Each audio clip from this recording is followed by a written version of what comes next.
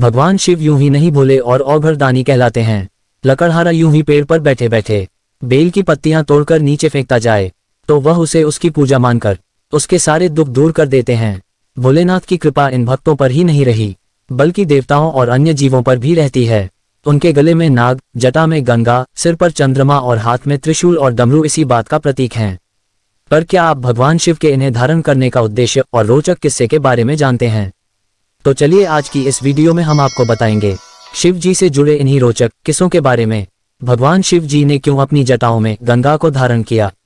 पौराणिक कथाओं के अनुसार महाराज भागीरथ ने अपने पूर्वजों को जीवन मरण के दोष से मुक्त करने के लिए गंगा को पृथ्वी पर लाने के लिए कठोर तप किया।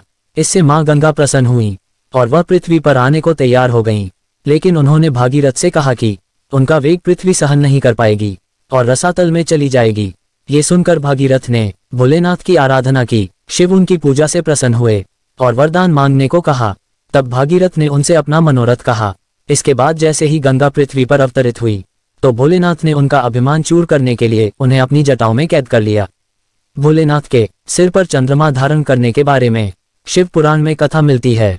इसके अनुसार महाराज दक्ष ने अपनी 27 कन्याओं का विवाह चंद्रमा के साथ किया था, लेकिन चंद्रमा रोहिणी से अत्यधिक प्रेम करते थे। दक्ष की पुत्रियों ने इसकी शिकायत की। तब दक्ष ने चंद्रमा को क्षय रोग से ग्रसित होने का शाप दिया। इससे बचने के लिए चंद्रमा ने भगवान शिव की पूजा की। भोलेनाथ चंद्रमा के भक्ति भाव से प्रसन्न हुए और उनके प्राणों की रक्षा की। साथ ही चंद्रमा को अपने सिर पर धारण किया।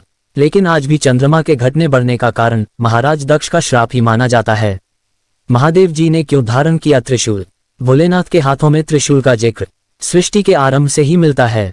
पौराणिक कथाओं के अनुसार जब शिव जी प्रकट हुए तो उनके साथ ही सत, तम और रज ये 3 गुण भी उत्पन्न हुए, जो कि त्रिशूल के रूप में परिवर्तित हुआ। क्योंकि इन गुणों में सामंजस्य बनाए रखना बेहद आवश्यक था, तो भोलेनाथ ने इन तीनों गुणों को अपने 3 शूल के रूप में अपने हाथ में धारण किया। ठीक उसी प्रकार सृष्टि के संतुलन के लिए उन्होंने डमरू धारण किया था।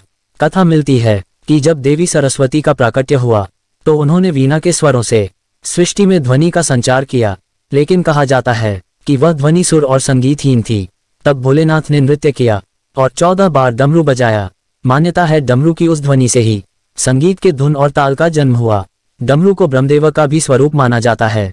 भोलेनाथ के गले में लिपटे हुए नाग को देखकर यकीनन आपके भी मन में ख्याल आता होगा कि आखिर क्यों शिव जी उसे अपने गले में स्थान देते हैं। पौराणिक कथाओं के अनुसार नागराज वासुकी भगवान शिव के परम भक्त थे। वह सदैव ही उनकी भक्ति में लीन रहते थे। तभी सागर मंथन का कार्य शुरू हुआ। तब रस्सी का काम नागराज वासुकी ने किया। उनकी भक्ति को देखकर भोलेनाथ अत्यंत प्रसन्न हुए। उन्होंने वासुकी को अपने गले से लिपटे रहने का वरदान दिया। इस तरह नागराज वासुकी अमर भी हो गए। वीडियो में मिली जानकारी अच्छी लगी हो तो वीडियो को लाइक कर दीजिए और ऐसी ही जानकारी से भरी वीडियोस के लिए चैनल को सब्सक्राइब कर दीजिए। मिलते हैं अगली वीडियो में, तब तक के लिए हर हर महादेव।